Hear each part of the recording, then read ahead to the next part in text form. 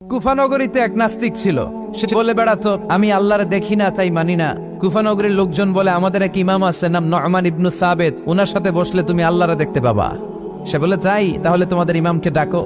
সাইয়েদনা ইমাম আবু হানিফা টাইম দিলেন, এই জুমার দিন, আজকে জুমার দিন না, এই জুমার নামাজের পরে ঠিক ভর দুপুরে 2টায় সবাই আমরা একত্রিত হব। নাস্তিকও আসবে, সাইয়েদনা ইমাম আবু হানিফাও আসবে। জুমার সালাতের পরে লোকের বন্যা বয়ে গেল, বাঁধ ভাঙা জোয়ার, অনেক মানুষ।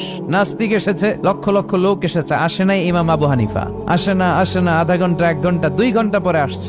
নাস্তিক বলে, এই তোমাদের ইমাম যার কোনো সময়ের জ্ঞানই নাই, এর সাথে কিসের তর্ক?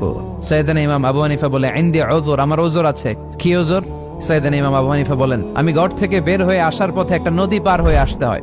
আজকে এসে দেখি নদীর মধ্যে কোনো মানুষ টানুষ নাই, নৌকা নাই, মাঝি নাই, কিচ্ছু নাই। তো হঠাৎ দেখলাম পাশে বিশাল বড় একটা গাছ। এই গাছটা এমনি এমনি 2 ভাগ হয়ে গেল।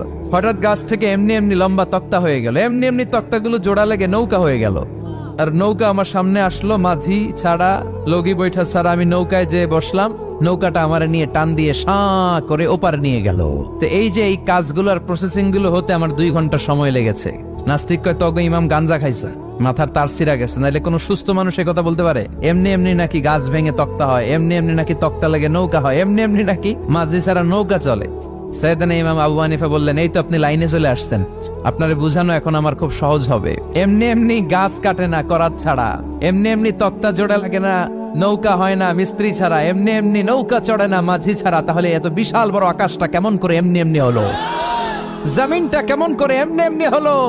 সাগর, মহাসাগর, পাহাড়, মরুভূমি কেমন করে এমনি এমনি হলো? এগুলোর একজন স্রষ্টা আছে না নাই? নাস্তিক কয়, তাই তো, আসলেই তো আমি হাদারাম, আসলেই তো আমি উল্লুক্কা পাঠা। এইভাবে তো আমি কখনো ভেবে দেখি নাই, এইভাবে তো কখনো চিন্তা করি নাই। ও ইমাম, তুমি আমার ঘুমন্ত বিবেককে জাগিয়ে দিয়েছো, তুমি আমার চোখের সামনের পর্দাটা উঠিয়ে দিয়েছো, তুমি আমার দৃষ্টিভঙ্গিকে পরিবর্তন করে দিয়েছো। ও ইমাম, তুমি আমার চোখ খুলেছো, তুমি আমাকে হক চিনতে সাহায্য করেছো। আর দেরি করতে চাই না, আমারে পড়িয়ে দাও লা ইলাহা ইল্লাল্লাহু মুহাম্মাদুর রাসূলুল্লাহ। কালিমা পড়ে মুসলমান হয়ে গেছে। আল্লাহু আকবার পড়েন।